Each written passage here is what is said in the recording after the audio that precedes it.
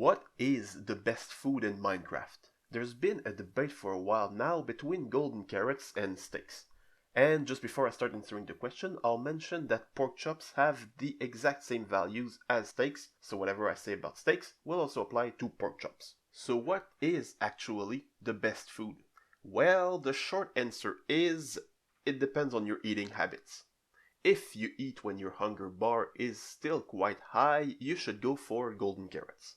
If instead you wait until your hunger bar is very low, you should go for steaks.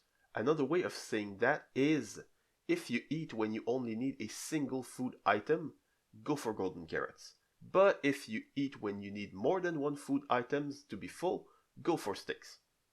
If you want to understand how I came to this conclusion, let's take a look at the mechanics concerning food. But first, I'd like to give a small disclaimer here. I'm basing this reasoning on information that I took from the Minecraft wiki. I did not do any research to verify these, as it's not really the aim of this video. So if the wiki is wrong, this entire analysis might be wrong as well, but I trust that it is right. I am going to limit this analysis to food points and saturation exclusively, and I will not go into too much detail about the exact values. So first, let's define both of these variables. Food points are the ones represented above your hotbar. They don't do much, but if you don't have enough, you will not be able to run and will eventually start taking damage. Saturation is never visible, but it is still very important. It is the one that allows you to regenerate your health. Since there currently is no visual representation for saturation, I will represent it with cookies for the explanations in this video.